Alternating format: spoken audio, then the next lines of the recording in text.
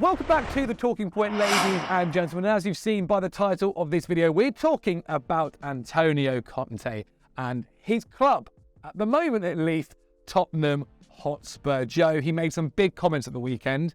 Do you think he's right to make them, and are they okay to have made them? I think there's a lot of truth in what he's had to say, Antonio Conte, but as the manager of Tottenham, you simply cannot be publicly hammering your players and the club to that level. Okay, you are paid £15 million a year to improve the things you're moaning about. So either you can't do the job, therefore you should be sacked and let go and relieved of your duties, or you can do the job and you should be pulling everybody together and improving things. At the moment, it's clearly not working, and I think, as we're about to see, it's going to come to an acrimonious end.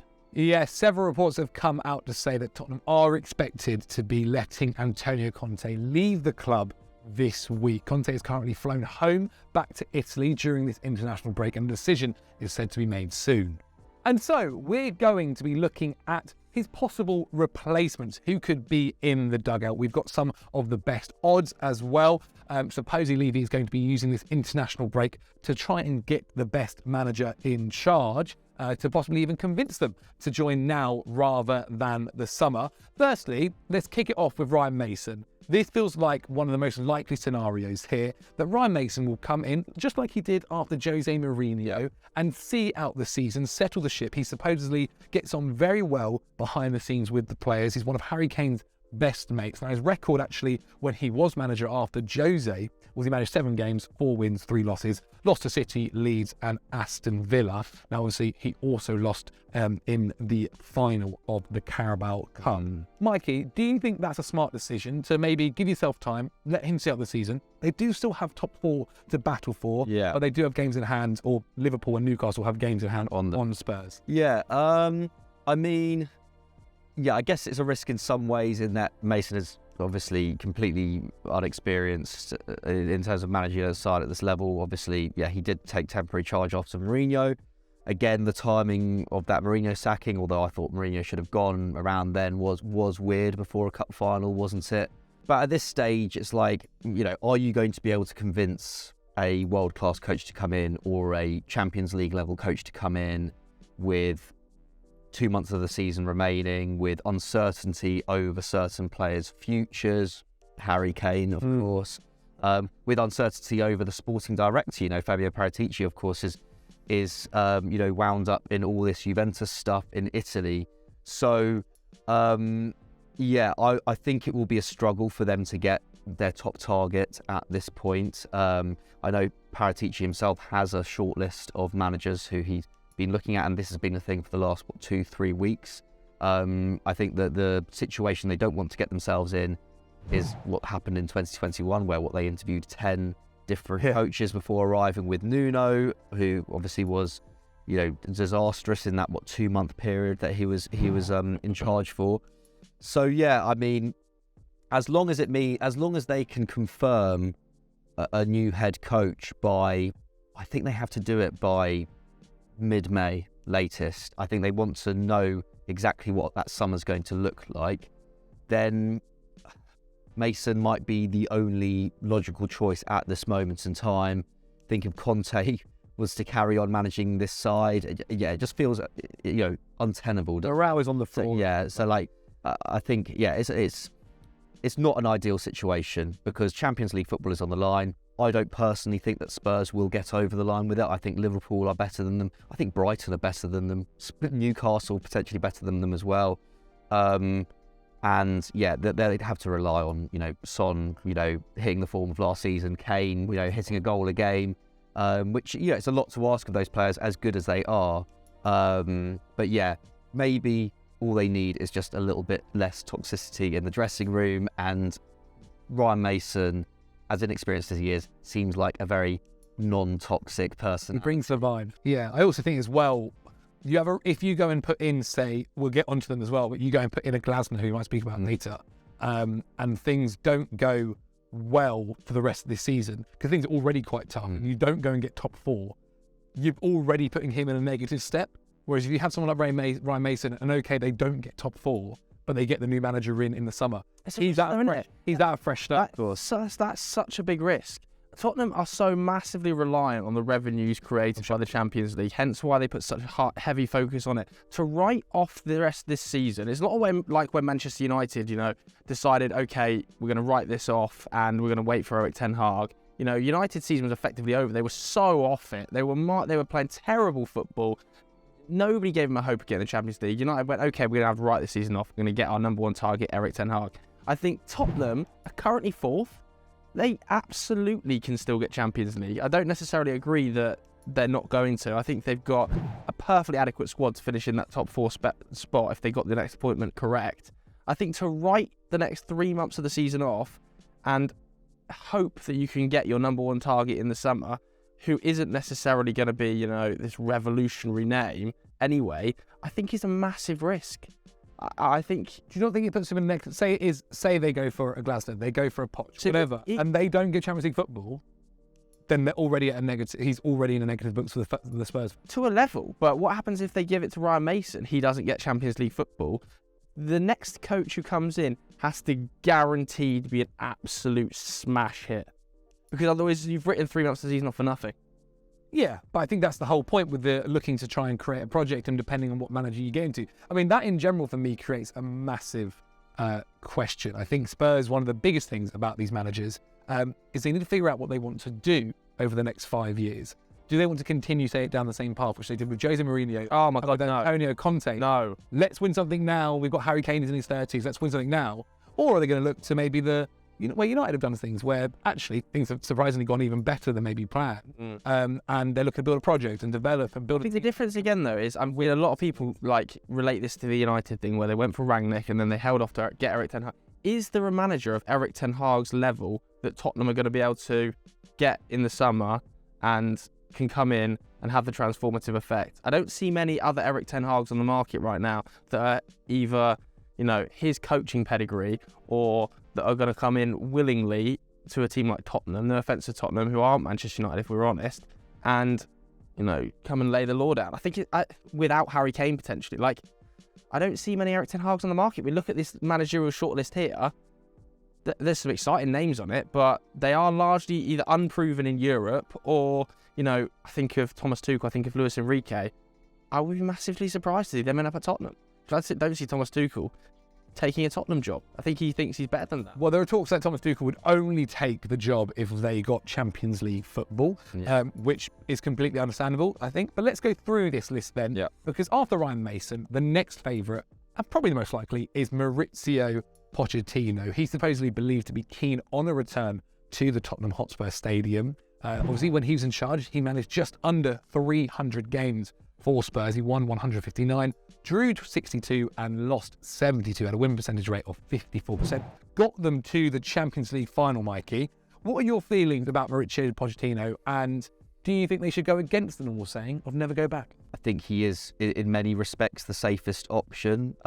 We know the style of football that he got Tottenham playing. I know this is a different Tottenham side, but it is still a decent squad. Someone like Harry Kane would probably be more keen to stay at the club were Poch to return. And I know it feels at the moment like this is the most likely time for Kane to leave with the reports we're seeing at the moment, but it also felt like that 2 years ago, and he ended up staying with Nuno in charge. So I don't think it's out of the realms of possibility that Kane would stay if someone like Poch, who was the manager who made him, came back.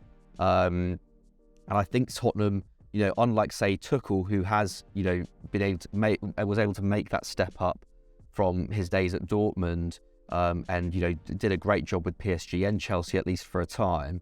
Poch hasn't been able to do that, and there is a sense that maybe he wants to just go back home essentially, which is what Spurs was to him. And I think there's something about the familiarity of Poch, especially given that Spurs are about to conduct a rebuild. Lloris is going to have to be replaced in the long term. Kane, if it's not this year, maybe in the next 2-3 years. Son, a long-term replacement. But is that not the issue? But this is someone who did oversee that rebuild after Gareth Bale left. I mean, I know, was it Villas-Boas and Tim Sherwood were in charge before, but he was the guy who got Christian Eriksen to a world-class level. He was there when Son came in, Alderweireld and Vertonghen in terms of constructing that defence. But that caused such massive friction between him and Daniel Levy towards the back end, where he wanted to do another rebuild and he wanted to axe these players and he wanted to bring new faces in, and it never happened. And they went through that summer of zero spend whatsoever on the squad. Does asking him to come back and do another rebuild when he wasn't allowed to do a rebuild in the first place, left under extremely acrimonious circumstances, falling out with Daniel Levy behind the scenes, I feel like the fact that it's another rebuild needed, surely he's looking at this thinking, it's a lot of work when they wouldn't let me do the work first time round. Of course, and I mean, I guess maybe there could be a bit of a trust issue there. However, I feel like Levy probably learned his mistake from that very quickly. You know, that last season, where they spent nothing. Or at least his last full season when they spent nothing, he still managed to get them to a Champions League final. I think this is the thing with Pochettino. That's going to be a headache for any manager coming in. You know, that would be a headache for Tuchel. That would be a huge headache for someone like Luis Enrique if he were to come in. Like someone like Luis Enrique, I could see completely wanting to revamp that squad, like and remake it in a completely different image. Like Poch at least has the pragmatism to be like, these are the strengths of these players. Like I'd love to see what Poch would do with someone like Christian Romero if he could get him, playing at the level there. Calm down. Yeah. Like I mean, I think that there's something there where at least Poch has was successful at Tottenham for a number of years and was able to deal with the Tottenham hierarchy, who can be difficult, especially when it comes to spending. Was able, they were one of the best teams in Europe consistently for 2-3 years without having to spend an awful lot. Like Moussa Sissoko was pretty much their biggest signing for a kind of 2 to 3 year period. So you think Poch? You guys, there's something safe about Poch, and actually, if we're going back to it, if you were able to get Poch through the door now, then I feel like that would be the manager who you would want in some ways, because he's familiar. There would be an instant boost in performances. There would be a great atmosphere in the stadium as well, going into this run-in. Like I think first game back with mega. Yeah, he would be for me the exception in terms of, I think there's less risk factor in bringing in someone like him straight away, and he's available. So okay, well, you're not so keen, it seems like, on Pochettino. Is there a name for you that jumps out? Yeah, I'm not. You said you were struggling, to be fair. I'm not as keen on Pochettino. I love Pochettino as a manager. I just don't think you should go back. I think that we remember the glory days of Pochettino. We don't remember the 6 wins in 24 games towards the back end of his tenure. I mean, he was sacked in 14th, wasn't he? They went out up to Colchester, like the 7-2 loss against Bayern. I think these things, you remember the brilliant football that Pochettino had them playing prior to the rebuild, but you don't necessarily remember that last 6 months, which I think even the Champions League final covered up a lot of sins that were going on at the club at that stage. But that is a small period, right? In what like a 6-7 year tenure? Yeah, but that small period was, very, very impactful on his relationship with the hierarchy and the clubs to such a level that they ended up sacking him. So I think that we can't just write off that 6 months as, like it was very negative. At the time, I don't think an awful lot of Tottenham fans were disappointed to see Pochettino sacked. And after those 6 months as well, his spell at PSG wasn't necessarily... Yeah, but no manager works at PSG. No coach works at PSG. It's a flawed project, top to bottom. It just doesn't work. Okay, so no to Pochettino for you. Yeah. Who is the name that jumps out for you? There's been obviously Thomas Frank suggested. Marco Silva, who's been having a fantastic season with Fulham, obviously, as well. Yeah. Thomas Tuchel does feel quite unlikely. Luis Enrique... Well, this is the point I was making about the lack of an Erik ten Hag style obvious selection. I really do not see one. I cannot believe that Tottenham fans are going to be happy with another manager that's in the build of, Nuno or Jose or Conte, who plays defensive football and looks to play on the... I can't see that happening. They want to see somebody who is a project manager, who is young, who's going to be willing to bed young Tottenham players into that team and over the course of 2 or 3 years improve them to a new level. I just do not believe they want a short-term fix anymore, which means that the manager they're going to get is going to have to be got in the summer, despite the fact of what I was saying earlier. Like, you can't just write off the season. I just can't believe that they're going to be able to attract Thomas Frank. I think Thomas Frank would be, for me, the number one choice for this Tottenham project. I think he's almost the ideal fit. He's been pragmatic enough with Brentford in the Premier League to go a little bit more direct and change up his style of play. But if you look at that Brentford side in the Championship, it was playing stunningly good football. I personally believe Thomas Frank is ready for the next level of club, and a little bit like when Potter went to Chelsea. Like, I think Potter would have been a better fit for Tottenham than Chelsea. I think Thomas Frank is next club. Like, Tottenham is almost the perfect next club for him. If he was to go from Brentford to Man City, I think it wouldn't be the right jump. Whereas Tottenham, I think, is a better middle ground. For me, I would go for Thomas Frank, but I just think you're going to struggle to convince him mid-season. That's fair enough. And maybe that is why you get Ryan Mason until the end of the season. He gets it there, and hopefully, fingers crossed, they get Champions League football. A couple other names, Mikey. And Postecoglou for Chris Hamill's sadness. De Zerbi at Brighton, he had a fantastic time there, and Oliver Glasner over in the Bundesliga. Yeah. Which one do you think out of those three is more likely? I mean, I know Paratici, or at least, according to The Athletic, Paratici is quite keen on Glasner. I think he's second or third choice after Luis Enrique. I don't know, it's an interesting one. I think in some ways he would be, he'd be an interesting shout, but a risky one as well. But he has done a really good job at Frankfurt. I think they're in really bad form at the moment. I think they've won only one of their last 8 in all competitions, so not great. But that has Tottenham there. That exactly. But that has included Napoli home and away in the Champions League. So we should cut them some slack. And he's also had to deal with Andre Silva leaving before he joined, Filip Kostic, who by many accounts has been their best player of the last few years, leaving last summer. And yet he won the Europa League with them last year. He got through quite a tough Champions League group containing Spurs, containing Sporting and Marseille. In the autumn, he's, managed to get the best out of Randal Kolo Muani, who's now being talked about as a kind of £60+ million striker, 11 goals and 10 assists in the Bully so far this season. Quite an adaptive manager, got a very unfancied Wolfsburg side into the Champions League in 2021, worked wonders with Lask in Austria.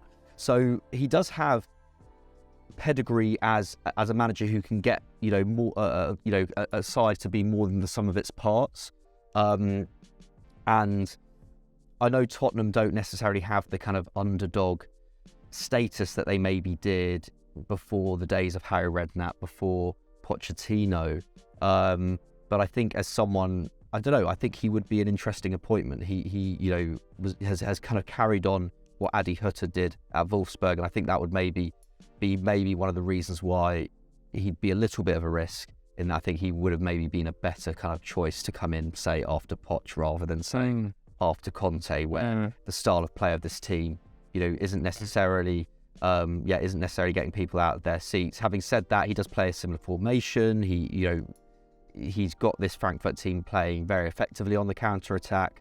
So yeah, it depends what Levy's looking for, but I don't think he's the worst shout. I would rather him than someone like Luis Enrique, who would potentially, I think, require a lot of surgery to that squad. If you're not looking to spend that much, then Glasner, he's not the worst shout, but I would still want to go for Poch first. Poch for you. Okay, Joe, well, final thoughts. You definitely going Thomas Frank? Thomas Frank. Another name I think is an interesting shout is Ruben Amorim in the summer, who I think is probably the next guy up. Obviously plays extremely attractive football, and I feel like his course is pretty much run now with Sporting at the end of this season, especially if they do finish third or fourth.